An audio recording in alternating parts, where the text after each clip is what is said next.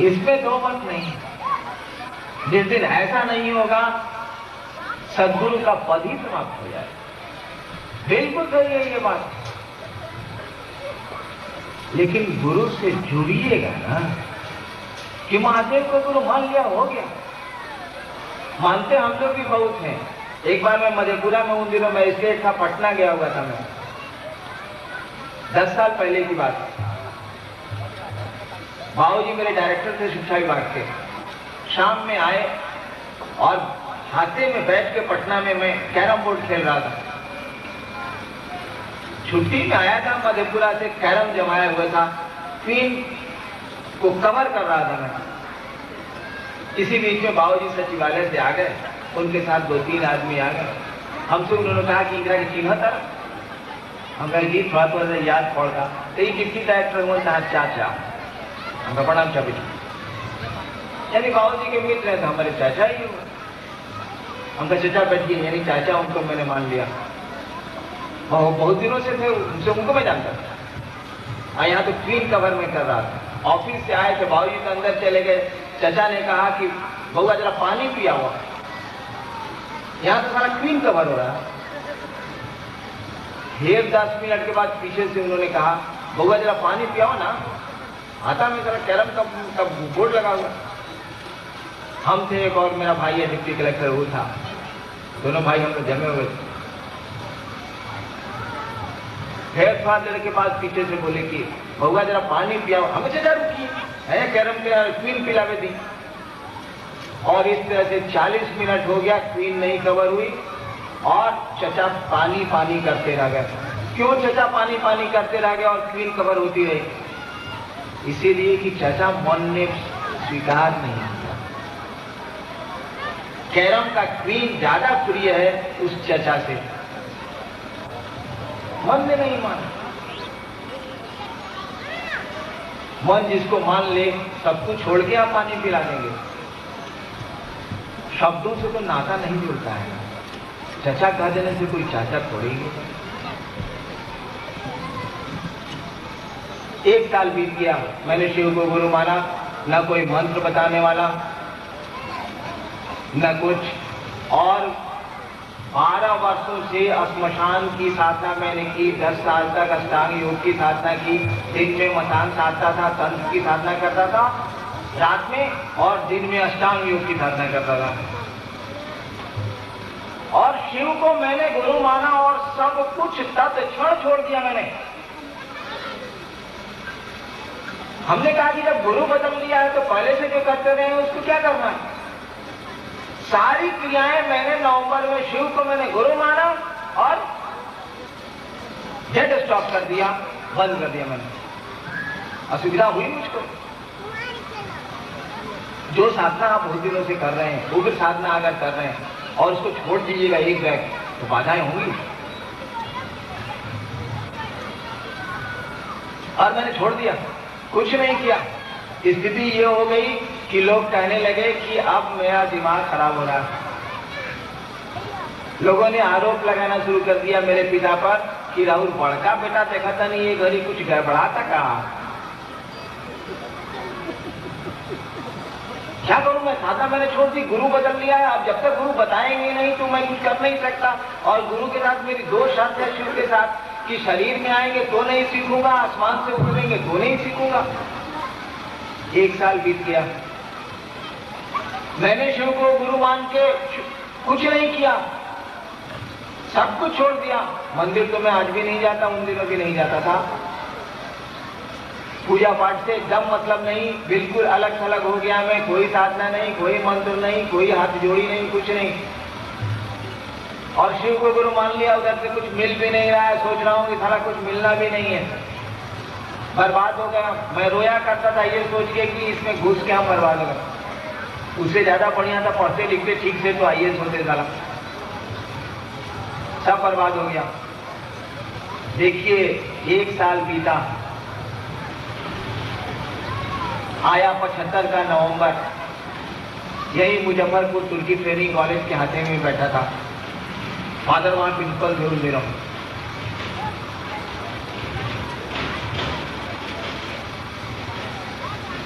हवा शाम का समय था। मैं इतना विक्षिप्त उन दिनों रहा करता था कि अपने डेरे में नहीं रहता था, बाहर एक कमरे में रहता था, उसकी चाबी मेरे हाथ में था। शाम का समय था, मैं कुर्सी पर, एक आम का पेड़ है वहां प्रिंसिपल के डेरे में अभी भी है, उसी के नीचे कुर्सी निकाल के मैं बैठा हुआ था। हवा का एक झोंका आया, सांस पे मंत्र चढ़ाया और उतर गया। एक बैग मेरे मन ने पकड़ा और कहा, रे रे एकरे तक खोजत नहीं है।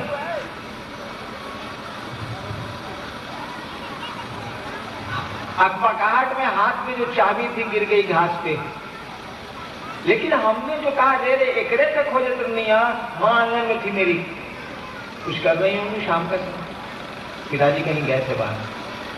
मां ने आंगन से पूछा, कहा भूलाई रहा? हमने तो कहा, रे रे एकरे तक खोजत नहीं है, तो इतना ही वाक्य उन्होंने सुना ना। मंत्र पर हमने कहा, सांस पर जो मंत्र आया, तो उन्होंने कहा, कहा भूलाई रहा? मैंने कुछ सोच के तो कहा नहीं था, इसलिए उत्तर मैंने नहीं दिया। तो लेकिन ऑटोमेशन में हाथवा नीचे चला गया, घास पर से मेरे चाबी का गुच्छा उठा लिया। फिर मां ने रिपीट किया आंगन से, मैं तो बाहर हाथे में पेड़ के नीचे था, कहा भुलाए ना हो। तब तक चाबी उठा ली थी मैंने। दोबारा जब उन्होंने सवाल की बात कही, मैंने कहा, चाबी गिर रहा हुआ है मेरी, भंसुरी चाबी गिरी थी, मिल गई। और पहली बार मैंने सांस पे मंत्र उपलब्ध किया। देखिए, दोनों शर्त मान ली गई, ना कोई आदमी आया आसमान से, ना किसी आदमी ने मंत्र बताया, हवाओं के झोंकों पर मंत्र आया, मन ने पकड़ा, उतर गया। आपको एक रहस्य मैं बताऊं, जब बहुत बढ़िया आपका कोई गुरु होगा ना, हर समय आपके साथ वो कुछ नहीं करेगा, खाली वाच करते हैं गुरु आपको। जो शिव के शिष्य हैं या बढ़िया गुरु का जो चेला है, उस बात को जानता, अब बढ़िया गुरु है ही नहीं। गुरु वाच करते हैं और केवल वो क्लिक करते हैं, जिससे से कैमरे में क्लिक होता है और तस्वीर उतर जाती है। पहली बार क्लिक मेरे जीवन में, देखिए, पहली बार क्लिक हुआ जब मन इस स्थिति में आया कि गुरु भगवान होते हैं, भगवान गुरु क्यों नहीं हो सकता है। मैंने भगवान को गुरु माना।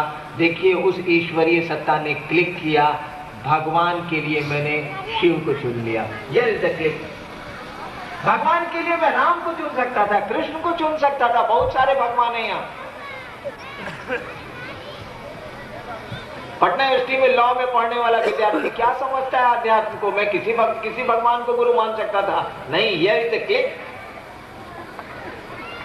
मैंने भगवान को गुरु माना इसीलिए कि गुरु भगवान होता है, बढ़िया गुरु हमको नहीं मिल रहे थे, मैं परेशान था, और भगवान के रूप में शिव गुरु हो गए।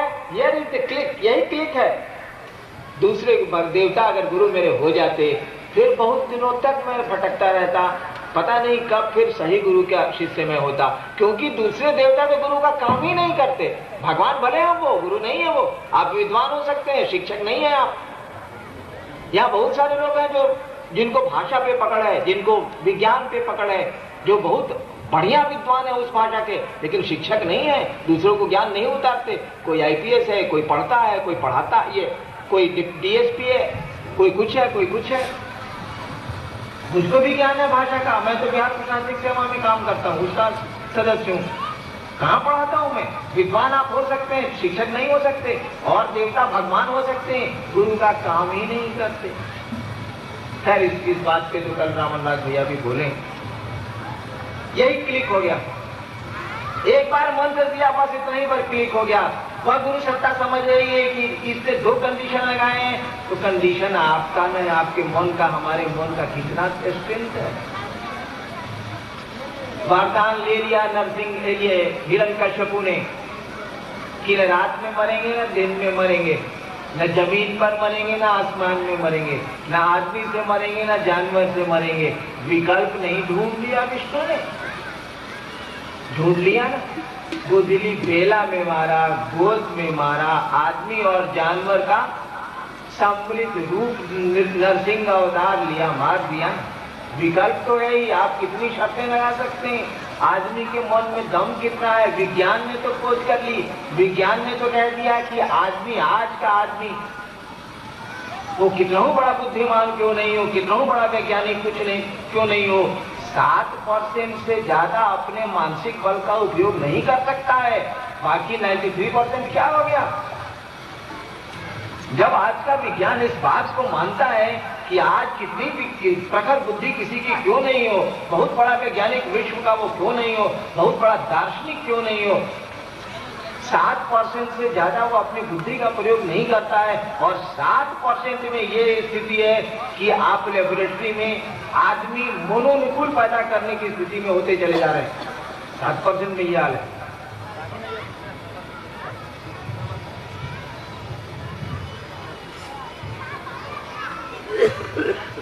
दोबारा शर्त, आदमी की शर्त की कौन सी कीमत है उन सत्ताओं के सामने?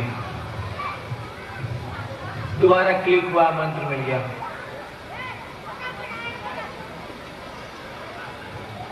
लंबी कहानी है, सुन के क्या करेंगे आप?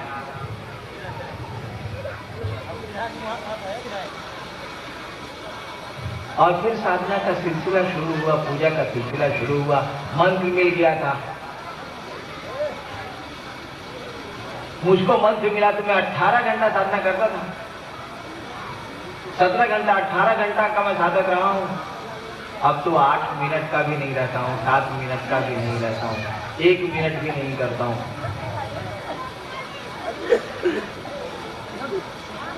क्योंकि मन ने समझ लिया कि साधना में कहीं कुछ नहीं है। गुरु ने समझाया कि जो कुछ भी है गुरु है और कहीं कुछ नहीं है।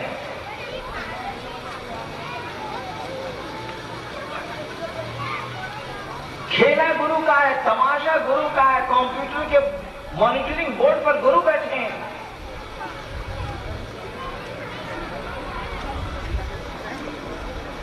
जो आपका गुरु है, सारा तमाशा उसी का है। गुरु से जुड़ने का प्रयास करिए आप।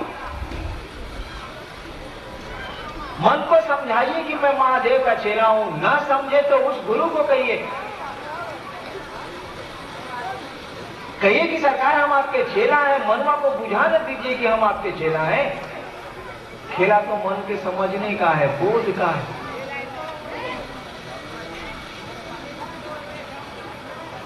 शिव को गुरु मानना, शिव का शिष्य होना, दोनों दो स्थितियां हैं। शिव गुरु की चर्चा कर लेना और शिव का शिष्य होना, दो स्थितियां हैं। मान लीजिए यूनिवर्सिटी में यह विषय पढ़ाया जाए, शिव गुरु की अवधारणा पर विश्वविद्यालय में अगर यह विषय रख दिया जाए तो भारतवर्ष में शिव गुरु की अवधारणा पर जो सबसे बड़ा विद्वान होगा, इस विश्वविद्यालय का प्रोफेसर, वह जो बोलेगा शिव गुरु पर, दूसरा कोई क्या बोलेगा? वह जब टॉक देगा तो कमाल का टॉक देगा, इसीलिए कि उसको पकड़ है शिव गुरु के कॉन्सेप्ट पर। लेकिन वह शिव शिष्य नहीं हो सकता है भैया। शिव का शिष्य होना दूसरी स्थिति है, शिव गुरु पर चर्चा कर लेना दूसरी स्थिति है। शिव गुरु की चर्चा इसलिए करनी है कि मन महादेव का चेला हो जाए, मन उस गुरु सत्ता से जुड़ने लगेगा। गुरु ज्ञान देंगे,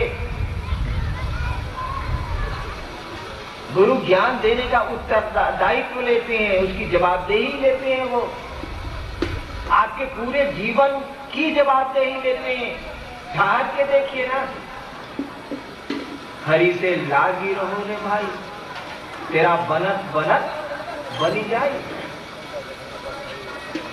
तो हरि से लगने में तो आपको प्रयास करने हैं, गुरु से लगने में गुरु को प्रयास करने हैं। भक्त और शिष्य में यही अंतर है।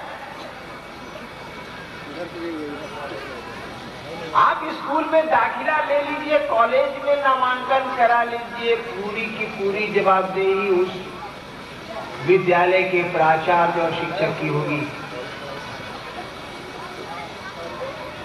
आप नामांकन करा लीजिए, आध्यात्म में नामांकन तो हम लोग कर लेते हैं, घोषणा कर दीजिए फलाना ने शिव को अपना गुरु माना, अंतरिक्ष को सूचना दे दी जाती है, आसमान को खबर कर दी जाती है। ये तो नाम का अंकन हो गया अंतरिक्ष में। रिश्ते तो भाव के अंकन से होते हैं ना। कह देने से कि चचा है तो चचा पानी मांग रहे हैं या क्वीन कबर हो रही। ये तो नामांकन हुआ था, भावांकन होता तो क्वीन ठहर जाती, पानी पिला के तो फिर कबर होता, वो तो बादों में हो सकता। तो जब आप घोषणा कराते हैं, जब इस संकल्प पे खड़े होते हैं कि मैं शिव को गुरु मानूंगा, तो कुछ दूर चलिएगा ना, कि रूटीन में मैं मान लेना है, चला मान ले छिपे तरनी पार हो जाए, नहीं चलेगा। शिव को गुरु माना है तो यह चल के देखेंगे, तेरी महफिल में किस्मत आजमा के हम भी देखेंगे, घड़ी भर को तेरे नजदीक आके हम भी देखेंगे। देखना है क्या होगा। इस नामांकन को भावांकन में तब्दील करने के लिए दया मांगिए।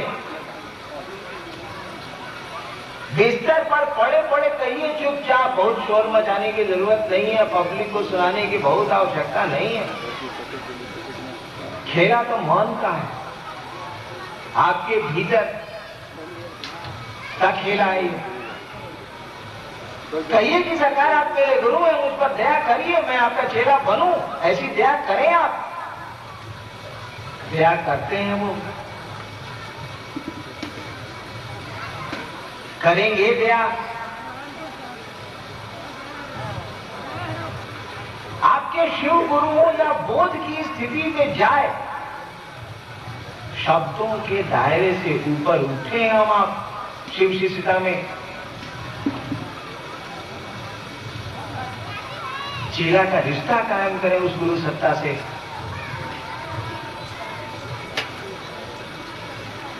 आदमी का मन है, कुछ करना चाहता है। हम लोगों ने कहा है कि दया मांगिए, चर्चा करिए दूसरों से कि शिव गुरु है, ताकि वो तरह तरह के सवाल करे। और दूसरा कोई जब सवाल करेगा तो आप उत्तर ढूंढिएगा, लेकिन अगर अपना मन सवाल कर देना तो उत्तर नहीं ढूंढाएगा। बड़ी भयानक स्थिति पैदा होती है। आपको शक हो गया अपने घर पे घर में किसी को ना, उसको मिटा लेना बड़ा कठिन है। अगर आपको अपने मन में गुरु के प्रति शंका पैदा हो गई तो ये शंका जल्दी हटेगी ही नहीं। दूसरे अगर शंका करते हैं तो फट से हटाने का प्रयास करिएगा, ऐसी आदमी का स्वभाव है। अभी हम कहते हैं मेरा माथा दुखाता है ना, 1000 आदमी दवाई बता देगा। कोई कहेगा माइक्रोपान खा लीजिए, कोई कहेगा नोवेजिन खा लीजिए, कोई कहेगा मिथांजन मत लीजिए। अपने पर जब माथा दर्द होगा तब तो बकार बनोगा। दूसरे सवाल करते हैं शिव गुरु पर तो उत्तर तुरंत ढूंढता है आदमी, काबिल पूछता है अपने को। लेकिन अपना मन ही अगर शिव गुरु के बारे में सवाल कर दिया ना, तो शिव शिष्यता खतरे में पड़ जाएगी। इसीलिए दूसरों से चर्चा करिए शिव गुरु की, ताकि वो सवाल करें, आप उत्तर ढूंढ लीजिए, तब आपका मन उस बिंदु पर सवाल नहीं करेगा। माफ करेंगे 3 बज गया, भोजन का समय है, भजन चलेगा, क्रम से भोजन हो। शाम में फिर हम लोग बातें करेंगे। तब तक के लिए आप सबों को मेरा प्रणाम।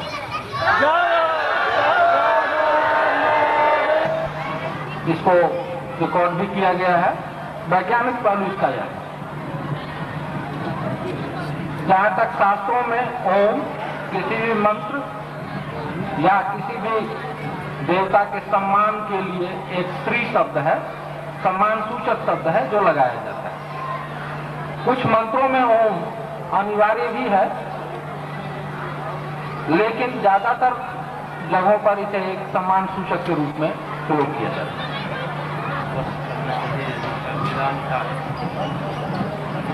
इस प्रश्न को जैसे गुरु भाई के सामने रखिए तो उचित होगा, क्योंकि वेदों का अध्ययन उन्होंने ज्यादा कठिन गहरे ढंग से किया।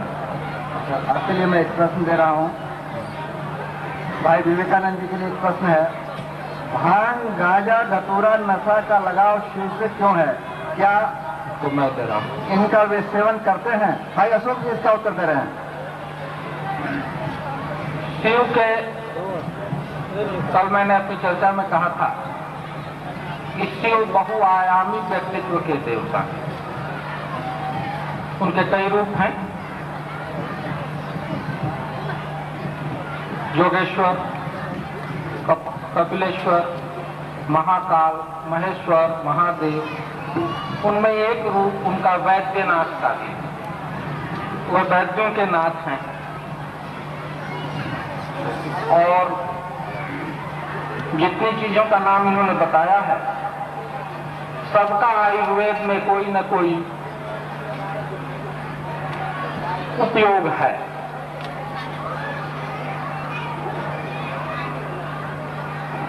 भांग नशा के लिए आवश्यक तो है, लेकिन वेदों में इसका उपयोग है। और जितनी भी नींद की दवाएं बनती हैं वो इन चीजों से बनती हैं।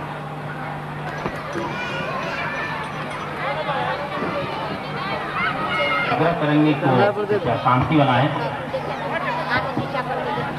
जो प्रश्न कल उत्तरित हो चुके हैं मैं उसके द्वारा मुनासिब नहीं समझता हूँ। फिर भी एक बार प्रश्न आपको सुना देता हूँ। शिव सबके गुरु, शिव के गुरु कौन?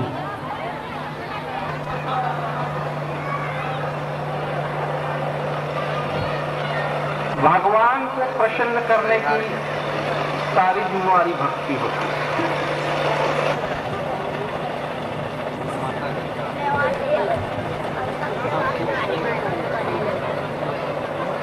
और आज सुबह नहीं संतुष्ट है तो दूसरे से पूछिए। पूछेंगे प्रेत क्या होता है। जब शिव जी के गुरु नहीं है तो गुरु माता कहां से आ गई? शिव जी के गुरु माता की बात नहीं हो रही है, शिव शिष्यों के गुरु माता की बात हो रही है। शिव जी के गुरु माता की बात नहीं हो रही है, बात हो रही है शिव शिष्य, शिव की अर्धांगिनी को अपनी गुरु माता के रूप में स्वीकारते हैं, पार्वती को अपनी गुरु माता कहते हैं, एक रिश्ता जोड़ लेते हैं। हालांकि वस्तुतः टेक्निकलिटी में बात किया जाए तो भगवती प्रथम शिष्या होने के नाते हमारी गुरुबान भी हो सकती है, लेकिन एक रिश्ता उनसे गुरु माता का भी हमारा है। हम गुरु जी को पिता मानते हैं तो उनकी पत्नी को हम लोग गुरु माता मानते हैं। महादेव की गुरु माता का सवाल नहीं है, सवाल है शिव शिष्यों की गुरु माता का, जिनसे आप भगवती का अर्थ ले लें, पार्वती का अर्थ ले लें, महादेव की अर्धांगिनी का अर्थ।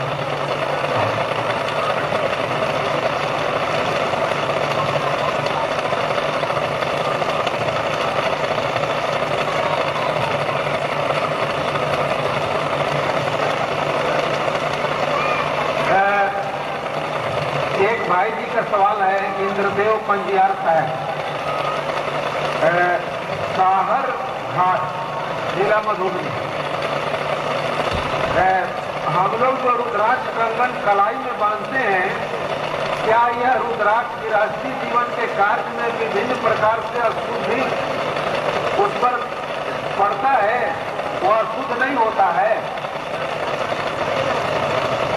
सवाल यही है कि क्या हाथ का बांधा हुआ कलाई का रुद्राक्ष गृहस्थी के काम काजों में पर पैखाना गए हैं तो उसमें अशुद्ध नहीं हो जाता है? एक पंडित जी थे, खाना बना रहे थे, अपने कमरे के ठीक चौखट पर बैठ के खाना बना रहे थे। दाहिने हाथ से चूल्हा में आग लगा रहे थे और बायां हाथ से चौखट के बाहर निकाले हुए। बायां हाथ चौखट के बाहर, दाहिने हाथ में चौखट के अंदर चूल्हे में लकड़ी डाल रहे थे। एक संत ने पूछा, महात्मा ये बायां हाथ चौखट के बाहर, दाहिना हाथ चौखट के अंदर चूल्हे में लकड़ी डाल रहे हैं, इसका राज रहस्य क्या है? कहा महात्मा ने कि देखो भाई, बायां हाथ अपवित्र न है, इसीलिए इसको हम किचन में नहीं जाने देते। दाहिना हाथ किचन में है। वसुधा महाराज जी बैठे हुए थे किचन में, हाथ सिर्फ बाहर था, दरवाजे के बाहर। उस संत ने कहा कि प्रभु, असल अपराधी को तो अंदर जगह दिए हुए हैं, ये तो अपराधी नहीं है, ये तो बाहर कागज है।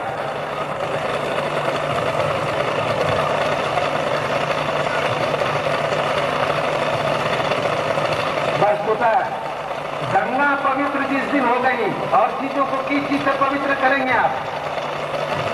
गंगाजल तो लेकर छीट देते हैं, कहते हैं कि सब कुछ शुद्ध हो गया, जगह शुद्ध हो गया। और जिस दिन गंगे में पवित्रता आ गई, उस दिन क्या होगा? रुद्राक्ष अपवित्र नहीं होता, रुद्राक्ष अपवित्र नहीं होता।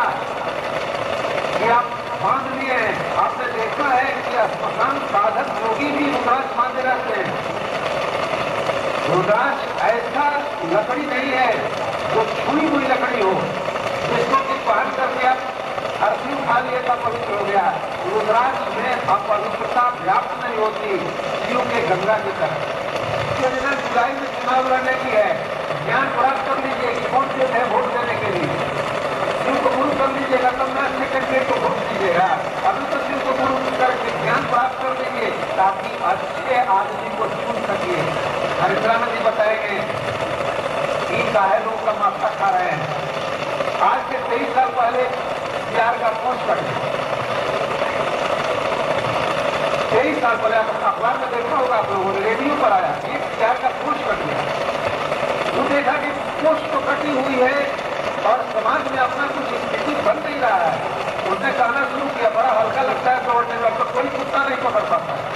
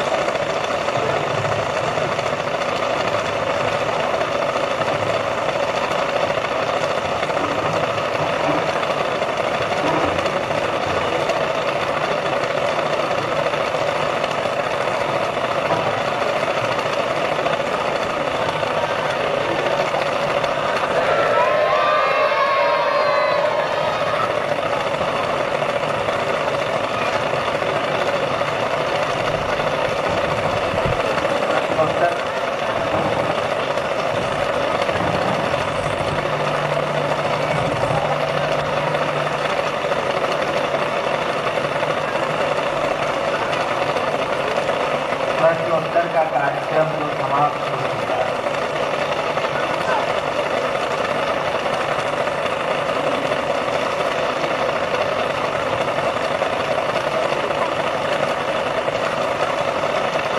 और स्वर्ग और आत्मा के भीतर जो प्रश्न मंच पे आए हैं, इस कालावधि में, इस समय के अंतराल में जो प्रश्नोत्तर के लिए निर्धारित किया गया था यहाँ के आयोजकों के द्वारा, इतने सारे प्रश्न उत्तरित उस अवधि में नहीं हो सकते हैं। नतीजा यह निकला कि प्रश्नों की एक लंबी फेरी रुक गई, ठहर गई है।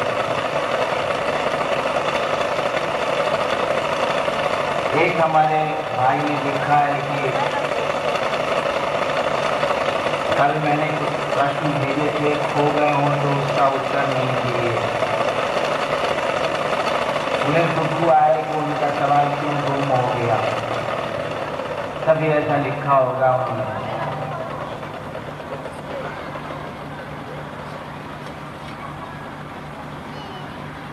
कागज का टुकड़ा उड़ गया।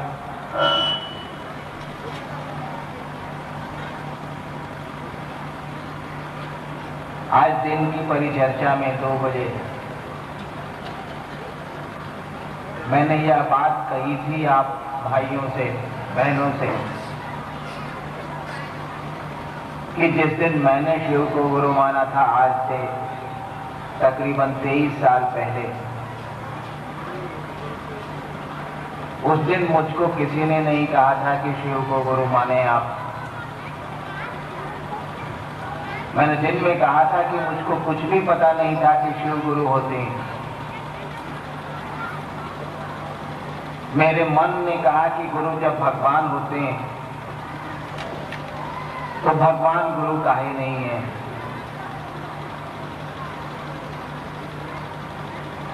और गुरुओं के लौकिक गुरुओं के सानिध्य में रहा हुआ मन, शरीरधारी गुरुओं के साथ रहा हुआ मन,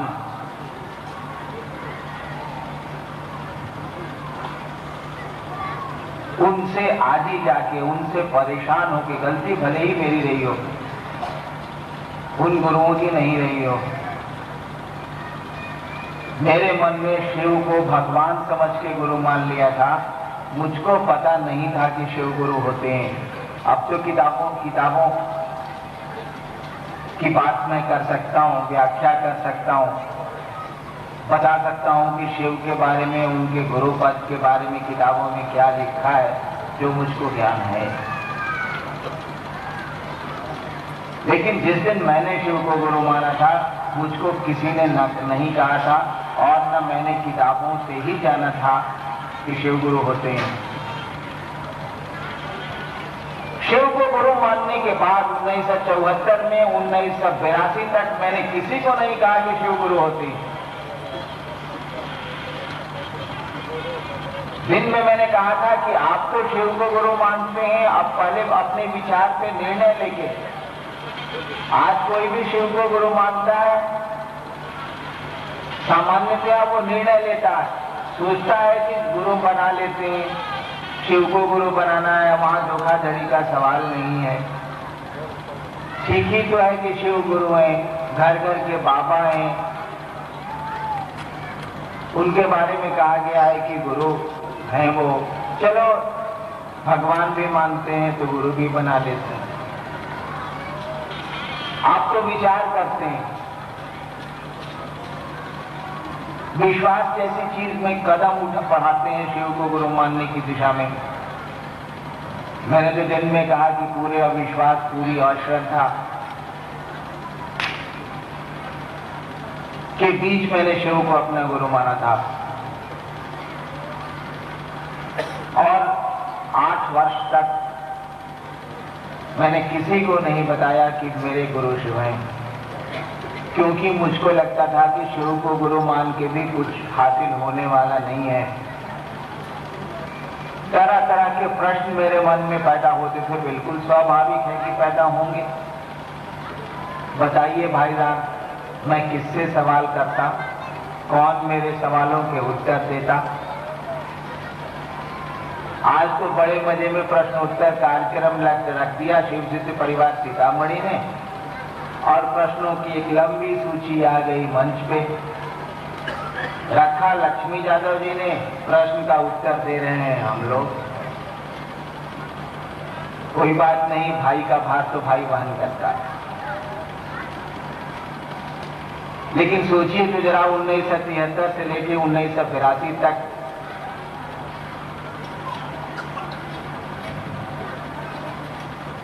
मेरे मन में भी तो सवाल उठे होंगे। किससे मैं पूछने जाता कि हमने शिव को गुरु माना है, ऐसा हो रहा है, जरा बताइए तो मैं क्या करूं।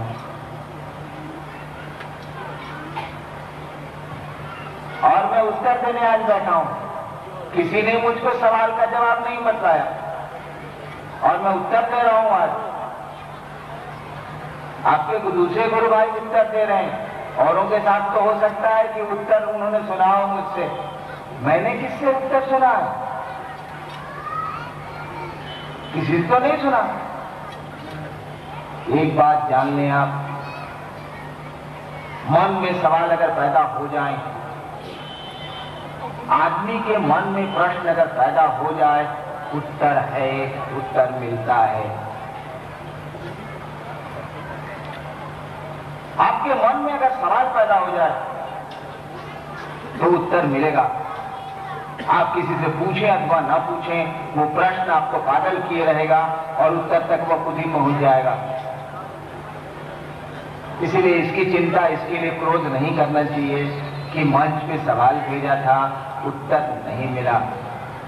अगर आपके गुरु प्रश्नकर्ता के गुरु शिव हैं, तब तो उनको बिल्कुल चिंता नहीं करनी चाहिए। प्रश्नों के उत्तर तो गुरु को देने होते हैं, गुरु देते हैं। और गुरु बोली से उत्तर देंगे तो काम नहीं चलेगा। आज का कोई गुरु अपने शिष्य को अगर बोली से समझाएगा तो शिष्य नहीं समझने जा रहा। कहां समझे हैं हम आप? बचपन से लेके बहुत दिनों तक तो समाज ने सिखलाया, चोरी नहीं करनी चाहिए, झूठ नहीं बोलना चाहिए, हर एक आदमी को भाई समझो, दूसरे हर एक माता को माँ, अपनी माँ समझो, बहन समझो। बचपन से तो सिखलाया समाज ने। सुनते सुनते तो कान पड़ गए, व्यवहार में क्या है? जब धरती पर बचपन से लेके 25 साल तक नीति की बातें सुनते सुनते कोई प्रभाव नहीं पड़ा, कौन समाज आपको कहता है कि चोरी करो? कौन पिता अपने पुत्र को कहता है कि तुम चोरी की आदत डालो? कोई नहीं कहेगा अपने पुत्र को। सभी कहते हैं पढ़ो बउआ, झूठ ना बोले के चाहिए, ठीक से रहो, ऐसा काहे करता रहो। सभी माँ बाप कहते हैं। कहाँ असर पड़ रहा है आज के उस मस्तिष्क पर? नहीं असर पड़ रहा। तो गुरु वही मूर्ख गुरु होगा ना, जो बोल के निश्चिंत हो जाएगा। मूर्ख पिता होगा जो बच्चे को बोल के चुप हो जाएगा। पढ़त क्या नहीं का, स्लेट पेंसिल लो पढ़ो, नहीं, वो स्कूल भेजेगा। बोल के नहीं रहेगा। वो बोली से अगर काम चल जाता तब तो कोई पिता खाली बोली के छोड़ देता, नहीं, उस पर आगे की कार्रवाई करता है। वो बच्चे को स्कूल भेजता है, पढ़ने को मजबूर करता, विवश करता। गुरु शिष्य को ज्ञान उतारते हैं, गुरु शिष्य को अपने जैसा बनाने का उत्तरदायित्व लेते हैं। गुरु को करना पड़ता है। बोल के छोड़ देंगे वो तो समझते हैं बोलने से क्या हो जाएगा। उनको उत्तर देना पड़ता है और उत्तर बोध की स्थिति में देना पड़ता है, शब्दों की स्थिति से परे जाना पड़ता है। सवालों के लिए परेशान नहीं होना है भाई साहब। अगर गुरु आपके शिव हैं और मन में प्रश्न पैदा हुआ है, गुरु को संप्रेषित करें आप, उत्तर मिल जाएगा। हम लोग यथासंभव उत्तर देते हैं। वैसे भी तरीका यही है, प्रश्न तो गुरु से होने चाहिए, शिष्यों से प्रश्न तो हो नहीं सकते। तो आप कहेंगे कि शिव गुरु की चर्चा में प्रश्नोत्तर का कार्यक्रम क्यों शामिल किया जाता है? जब प्रश्न का उत्तर गुरु को देना है और यहाँ मंच पर बैठे सारे के सारे लोग शिष्य हैं, तो फिर ये प्रश्नोत्तर का कार्यक्रम तो रखना ही नहीं चाहिए, क्योंकि महादेव आके थोड़े ही उत्तर देंगे, शिव आके थोड़े ही उत्तर देंगे। हम लोगों को इसमें थोड़ी कठिनाई है। हम लोगों ने शिव को गुरु माना है, कोई हम लोगों की उपज नहीं है ये। हम लोग शिव को गुरु मानते हैं, ये हम लोगों के मन का विद्रूप नहीं है। कई बार हम लोगों ने कहा है कि हम लोगों ने अपने बाप दादों से सुना, हमारे समाज के जो विद्वान पुरुष हैं, विज्ञ लोग हैं, मनीषी हैं, आज के भी पहले के भी, उन लोगों ने कहा है कि शिव गुरु, और हम लोग उनके कहने पे शिव के शिष्य हैं। उनको एक अधिकार बनता है, समाज को एक अधिकार है। समाज ने कहा है कि शिव गुरु है और समाज की राय पे आपने शिव को अपना गुरु माना है, तो समाज को एक अधिकार बनता है। अगर सीतामढ़ी के लोग कह रहे हैं कि ये कॉलेज बड़ा सुंदर है, फलाना स्कूल बड़ा अच्छा स्कूल है, तो उन लोगों को ये अधिकार है कि उस स्कूल में पढ़ने वाले बच्चों से वो पूछें, जानें, समझें कि सचमुच में स्कूल बढ़िया पढ़ाता है हमारा स्टेटमेंट ठीक है कि नहीं, ये तो बच्चों से पता चलेगा। बच्चे बताएंगे कि स्कूल में पढ़ाई कैसे होती है, बच्चों में आया ज्ञान बताएगा स्कूल कैसा है। जब भारतीय जनमानस इस बात को कह रहा है कि शिव गुरु हैं,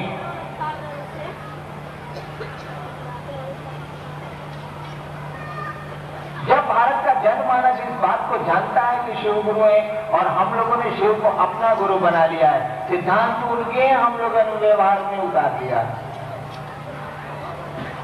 तो उस जनमानस को यह अधिकार है कि शिव के स्कूल में पढ़ने वाले विद्यार्थियों से वो जाने समझे कि उसका यह वक्तव्य, उसकी यह बात, जनमानस के द्वारा कही गई बात कि शिव गुरु हैं, कितनी सही है, सचमुच में वे गुरु हैं अथवा नहीं है। हम लोग प्रश्नोत्तर का कार्यक्रम इसी के लिए रखते हैं कि शिव शिष्यों से समाज प्रश्न करे, लोग प्रश्न करें, ताकि वो समझें कि उनकी राय पर उनके स्कूल में पढ़ने वाले विद्यार्थी सचमुच में पढ़ते हैं, वो मास्टर पढ़ाता है कि उनका वक्तव्य गलत है। और इसीलिए हम लोग प्रश्नों का उत्तर भी देते हैं कि फैसला तो आप करिएगा कि महादेव का चेला कैसा उत्तर देता है। फैसला इसीलिए आपको करना है कि राय आपने दी है कि शिव गुरुओं का गुरु है, जगत गुरु है, सबसे बड़ा गुरु है। जब राय आपने दी है तो निर्णय आप ही लीजिएगा कि आपकी राय कैसी है, और यह निर्णय तो विद्यार्थी में आए ज्ञान से ही पता लिया जा सकता है, दूसरा कोई उपाय नहीं। कुछ प्रश्नों के उत्तर हो जाए।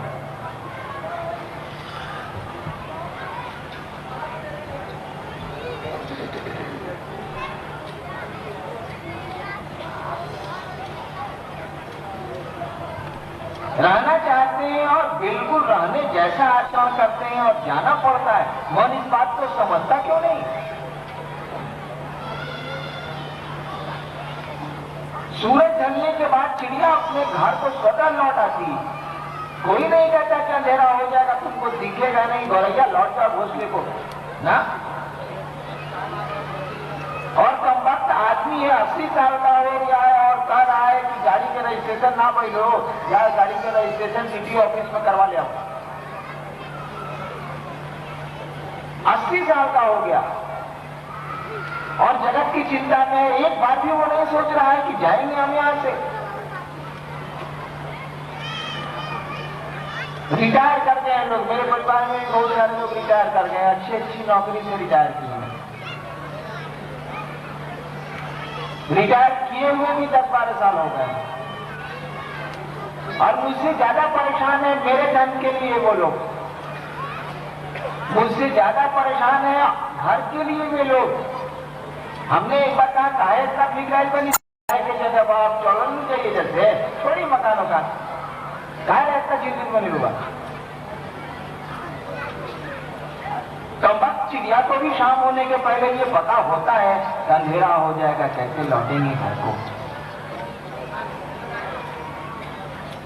जाने का वक्त आ गया है, चला चली की बेला है और मगन है आप धरती की ओर भागने को। एक शायर ने बड़ा सुंदर कहा है, मैंने अपने सरकारी कक्ष में भी इसको लिख के टांगा। एक शायर ने कहा, नजर सुए कदम सुए मरकत। एक शायर ने कहा कि कदम सुए मरकत, सुए मन तरफ, हमें क्या जो आंसू उजाले हुए हैं कि हम तो अंधेरों के पाले हुए हैं, सुमन तरफ। कदम सुए मरकत, पांव बढ़ रहे हैं कब्र की ओर, मतलब कब कदम सुए मरकत, पांव बढ़ रहे हैं मौत की ओर, कब्र की ओर। नजर सुए दुनिया, कदम बढ़ रहे हैं कब्र की ओर और आंखें देख रही है दुनिया की ओर। चल रहे हैं पूरब, आंखें देख रही है पश्चिम। कदम सुए मरकत, पांव बढ़ रहे हैं कब्र की ओर। नजर सुए दुनिया, कहां जा रहे हो, किधर देखते हो? भाई जिधर चलिएगा उधर देखिएगा कि नहीं देखिएगा। यातायात का ऐसा ही नियम है ना, ट्रैफिक रूल्स ऐसा ही है ना।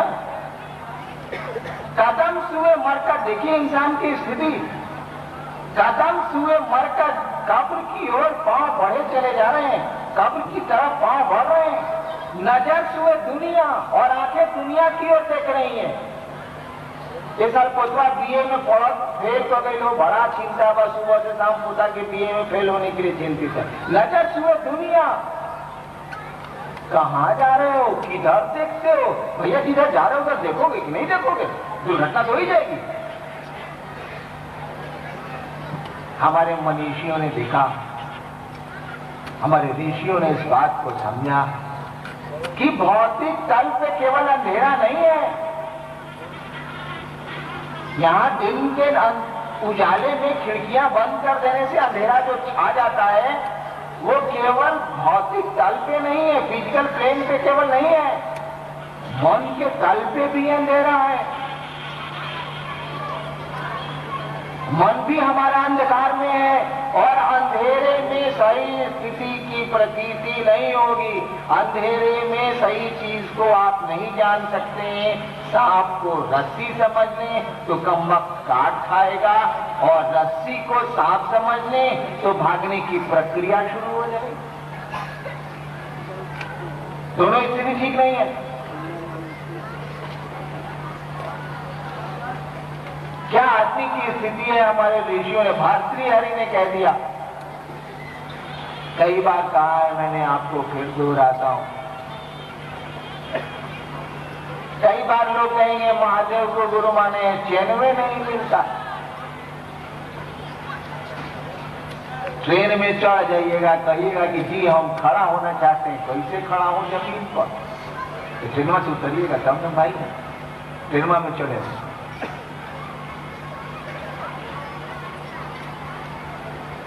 भोग हम लोग नहीं भोग रहे हैं, भोगाया जा रहा है। हम लोग सुख कहां भोगते हैं?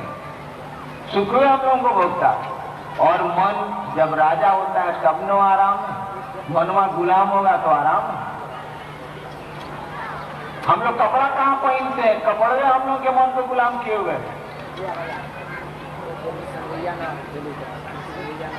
हम लोग मकान कहां बनाते हैं? मकान में हम लोग को धर लेता है। जूता कहां खरीदते हैं? जूते में हम लोग को धर लेता है। वह मालिक हो जाता है, हम लोग नौकर हो जाते हैं।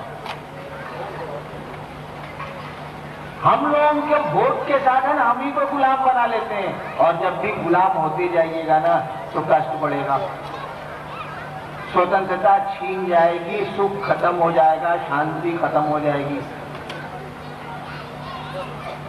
भर्तृहरि कहते हैं कि भोगा न भुगता वैमी व भुगता, गोरखनाथ के चेला। भोग को हम लोग कहां भोगे? अपने भोगा आ गए। इधर में बड़ा निश्चिंत था। 3-4 साल पहले मैंने एक स्कूटर खरीद लिया, लाइट ना लगा 100 रुपये में। जब से खरीदा हूं स्कूटर मेरे लिए हेडेक हो गया। वही मेरा मालिक, परेशान रहता हूं कि कोई उठा के नहीं ले जाए उसको। स्कूटर अपने आराम के लिए मैंने खरीदा था, अब स्कूटर के आराम के लिए मैं जीता हूं। मकान आप अपने सुख के लिए बनाते हैं, जीवन भर उसके सुख के लिए अब आप रहेंगे। वो तो बन गया, अपने सुख के लिए बनाया था ना आपने, हमने। जीवन भर उसी मकान के सुख के लिए जीना पड़ता है आदमी को। ऐसा नहीं है कि भोग गलत है। मैं पटने में सरकारी निवास में रहता हूँ, टेलीफोन सरकारी, गाड़ी सरकारी, ऑफिस में पंखा सरकारी, कारपेट सरकारी, टेबल सरकारी, कुर्सी सरकारी। लेकिन मोह कहाँ होता है? मेरी अपनी कलम खो जाए तो मन घोर हो जाता है, सरकार की कलम टूट जाए तो मन कुछ भी घोर नहीं होता। नाजिर बाबू कलम कीन के लेते आइएगा, साला कलम खराब हो गया। देखिए भोग तो उसी का भोग रहे हैं ज्यादा। अपनी कलम से हम लोग कहाँ लिखते हैं, पॉकेट में पड़ी रहती। भोग भोग रहे हैं सरकारी कलम का, और उसके खोने पर कोई दुख नहीं होता, उसके खराब होने पर कोई चिंता नहीं होती है। आराम तो उसी से मिल रहा है। मैं विगत 9 वर्षों से ऑफिस फ्लैट में रह रहा हूँ, बिहार सरकार का मकान है। 5 को 6 को 10 को फोटो में महादेव का और ईसा मसीह का और काबा मदीना का टांगे हुआ हूँ। मेरे ड्राइंग रूम में अधिकांश लोग गए हैं, देखा है उन लोगों ने। मेरे पिताजी ने भी मुजफ्फरपुर में मकान बनाया है। एगो काटी ठुकिएगा है साहस। कलेजा में कांटी घुसेगी, कलेजा में। हे मकान के दीवार में छेद हो जाएगी, का कोयला तू। अगर मेरा बच्चा लिख दे पेंसिल से मेरे पिताजी के मकान में ना, तो मुझसे भय ना हो तो गोलियां चल जाए, कलेजा फट जाएगा। मेरे मकान के दीवार पर किसी ने लिख दिया, हो बाप जुल्म हो गया, पुजारा कराना पड़ेगा। उस साला मकान किसके काम के आ रहा है? साला मकान की नौकरी में तो हम जी रहे हैं, उसकी सुविधा में तो मेरे प्राण सूख रहे हैं। अपने सुख के लिए बनाया था ना। और जब भी मन गुलाम होगा दुख किसको होगा? ऐसा नहीं है कि भोग से भोग में गलती है। शिव भोगाधिपति कहे जाते हैं, भोग के अधिपति कहे जाते हैं। भोग देते हैं वो, लेकिन भोगने के लिए देते हैं, भोगाने के लिए नहीं देते वो। कपड़ा आप पहनिए भाईजान, कपड़ा आपको नहीं पहने, कपड़े के लिए आप जिंदा नहीं रहिए, कपड़ा आपके लिए जिंदा रहेगा।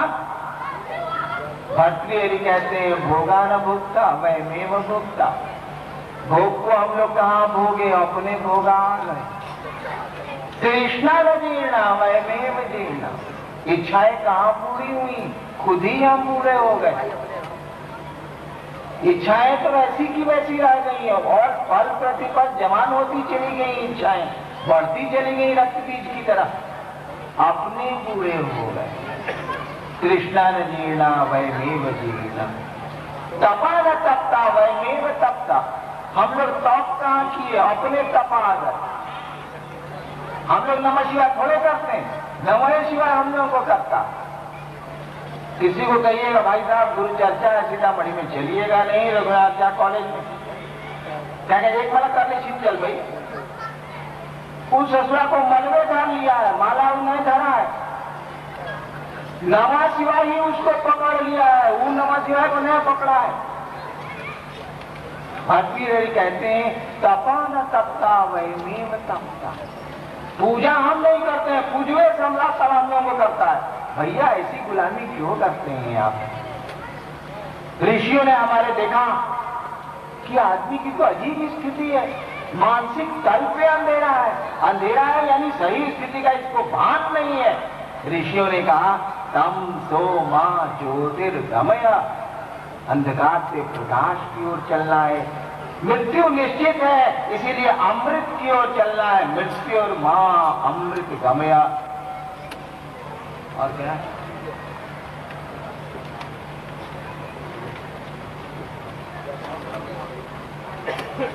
असतो मां सदगमया। कहा कि यहाँ सब कुछ असत है, यहाँ कुछ भी ठहरा हुआ नहीं है, कुछ भी यहाँ परमानेंट नहीं है, कुछ भी यहाँ सत्य नहीं है। सत्य मनतो हलन, कुछ भी यहाँ सत्य नहीं है, यहाँ सब कुछ असत है। सब कुछ यहाँ चल रहा है, चला जा रहा है, नाम ही है जगत। जंगम है, ये गुजर रहा है, पैसिंग शो, गुजरता हुआ तमाशा है, यहाँ कुछ भी स्थिर नहीं है। और जब भी कोई चीज चल रही है वो कोई तो केंद्र बिंदु होगा, कोई तो न्यूक्लियस होगा। बिना केंद्र के कोई चीज तो घूम ही नहीं सकती, मूव भी नहीं कर सकती है, कहीं तो फिक्स्ड पॉइंट होगा। कहा असदो मां सदगमया, यानी इस फिक्स्ड पॉइंट को खोजना है, उस केंद्र बिंदु को खोजना है, उस परमात्मा को खोजना है। क्योंकि बाकी चीजें चल रही हैं तो कोई न कोई धुरी होगी, कोई स्थिर बिंदु होगा।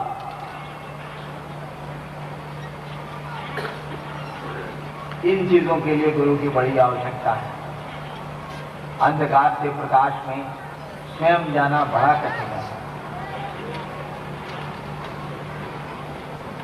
मैंने शिव को गुरु बड़े अविश्वास, बड़ी अश्रद्धा में माना था। जिनकी चर्चा में मैंने कहा है मैं झूठ कम बोलता हूं, क्यों बोलूंगा, जरूरत होगी तब। मैंने शिव को बड़ी अश्रद्धा, बड़े अविश्वास में मैंने शिव को गुरु माना था। 8 साल तक मैंने वाच किया और 1982 में जब मधेपुरा में मैं पदस्थापित था, वहां दंडाधिकारी था जिले में, तो 1982 में मैंने इक्का दुक्का लोगों को कहना शुरू किया कि हे महादेव को जरा गुरु मान के देखिएगा, और उन लोगों को कहना शुरू किया जब मैं सहरसा जिला स्कूल में विद्यार्थी था बहुत पहले, तब उन लोगों के साथ अस्मा की श्मशान की साधना में जाया करता था। वो लोग उस समय हमसे बहुत ज्यादा उम्र के थे, तो जब मैं वहां पदस्थ विद्यार्थी था तो उनके साथ श्मशान जाता था, और जब वहां पदस्थापित हुआ मैं 1982 में तबादला होकर जब मैं मधेपुरा गया तो उन लोगों से मिला, उन लोगों से जिन लोगों के साथ बचपन में मैं श्मशान जाया करता था सहरसा में या मधेपुरा में, और उन लोगों को मैंने कहा कि भैया जरा महादेव को गुरु मानिएगा। और 82 से लेके 85 तक मुश्किल से कुछ लोगों को कहा, एक दो आदमी यहाँ हैं उस समय के।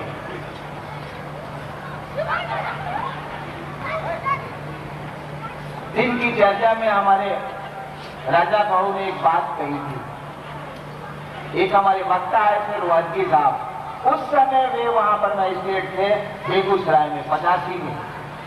मेरे साथ फिर मधेपुरा में तबादला हुआ, बेगूसराय आ गए, मैं मधेपुरा में ही था। एक दिन का वाकया है कि मैं पटने जा रहा था मधेपुरा से सरकारी काम से। एक और मित्र मेरे मजिस्ट्रेट थे आर.एन. सिन्हा साहब, दोनों आदमी हम जीप से चले थे। बेगूसराय मधेपुरा से पूर्णिया होकर उन दिनों रास्ता था, बेगूसराय आते आते अंधेरा हो गया। हम लोगों ने कहा कि रुक जाते, सुबह पटना चले।